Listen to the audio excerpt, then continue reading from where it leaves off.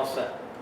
Good morning, class. My name is James Ronald, and today I want to talk about balancing creativity with control. This is one of those new issues in management that we need to encourage innovation so that we don't fall behind in the business environment, but at the same time, we need to balance that with maintaining productivity. So sometimes we think creativity and control, it can't be balanced. You can't be creative and still be profitable. Like these people who didn't want to invite the accounting department to their seminar because creativity seems to be unprofitable. It's time you're taking away from presenting and producing the current product. But the problem is there's a creativity gap today.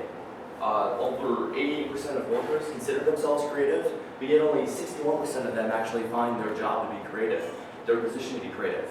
So there's a problem. Management is failing and the companies are failing to create an innovative culture. So how do you welcome creativity? How do you encourage creativity first? Well, you need to first, don't focus all on the short term. Imagine if you had a company that was manufacturing square wheels. If you're manufacturing square wheels, you could maybe have your employees work 16-hour days. They'll manufacture a lot of square wheels, but at the same time, you're missing the innovation of a round wheel. So if you cut back on your hours, maybe the employees would discover that themselves, that a round wheel would work. So creativity was actually helping you with innovation in the long term.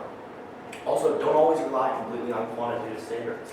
Dr. Debbie was talking about this in regards to quality, but creativity is very similar to qualitative, can't be measured exactly.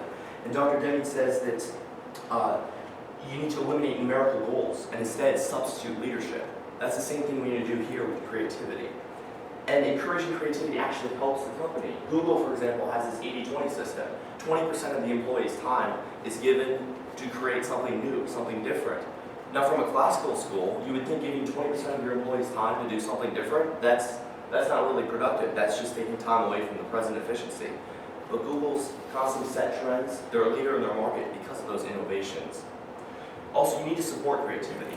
Not only can you just tell your employees that you are proclaiming it like we are creative, we're an innovative company, you need to provide the resources. You need to help your employees be able to achieve those creative goals. By providing those resources, you prevent too much emphasis in the short term. You've given them maybe access to labs or computers or even sometimes finances to be able to pursue something new, to innovate. Also, by providing the resources, you can promote creativity in the field that you're working in.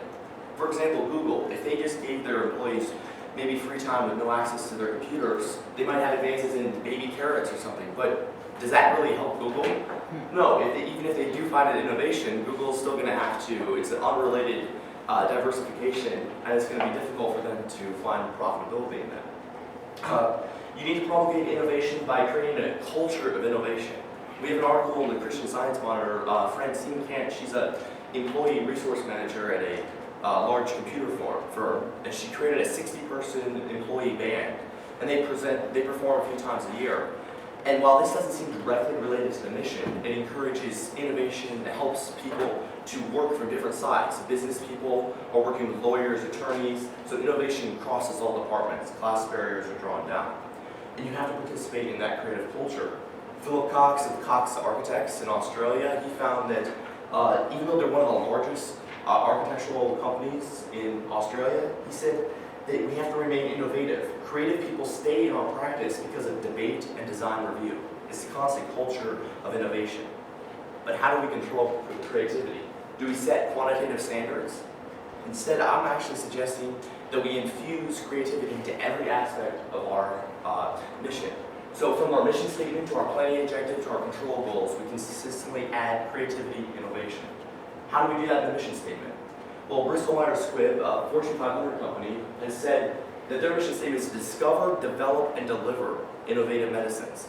Discovering is that innovation, but developing is providing the resources, adding the money, adding the funds, encouraging their employees as they make those innovations. And then delivering means that they still have to produce a product. They have to be able to sell that product. R&D by itself is not sellable, but R&D to a sellable product is going to create productivity. And you have to look at under the general purpose of the company. Are we a risky company? Maybe we're Intel, a small tech company, or like a large tech company, but we constantly need to change with the times. Maybe we're In-N-Out, where we're not going to change the burger, but we're still going to have innovations in other manners. Also, we should look at it in the planning stage. how are we going to achieve the purposes of this company in our strategic, tactical, and operational plans? We have to make our decisions that help the organization achieve its mission and say how much time should we put into innovating. We recognize the business environment is going to change, so how are we going to change to address that? You can put it in your goals. Maybe if we say we want to become number one in the industry by 2025, so innovate, become more efficient, become a quality leader by improving the processes. Now we have to still have a realistic perspective of creativity. We have to recognize that we need to, whenever we have creativity, just like Bristol-Myers Squibb, they have constant review processes where they weigh the trade-offs for the cost and profits of each of their inventions and go all in. When you decide to support a project, support it fully. Do not be lukewarm about it. But if you decide to pull the plug, pull it completely and just take your losses. And understand that creativity involves risk. Many inventions fail. Charles Goodyear lived most of his life impoverished, but yet he created that rubber that we use today and from cars, tires, that sort of thing. And it can be expensive, but if you don't take the risk, you won't be rewarded. So minimize your risk. Be constantly watching. Just like Bristol-Myers, they're constantly looking at the benefits and the trade-offs, and Cox is looking at a culture of design experimentation, but they have rigorous review. Another idea is to make sure your creativity is near your proficiency. Dr. Maximilian Martin of the University of St. Gallen says to keep it close to your core competencies. Most of the business failures are way out when it's farther away from you. When it's new to the company, your new customers. You're still going to have failures here, 25 to 40%, but a lot less failures if you keep it similar to your old products. In conclusion, the way you can meld creativity and control is to see it as part of a bigger organizational purpose. Recognize the need for creativity. Don't be like Pontiac and just remanufacture GM cars. Pontiac's not around anymore. But focus on the main mission and be consistent. Yahoo is slidden as a web developer just because they weren't good at web programming. But keep a culture of productivity and innovation. Continue to encourage it. Focus on your present activities, but yet keep looking ahead. And ultimately use wisdom, because it's going to be a human decision whether you're going to pursue this innovation or not. All right.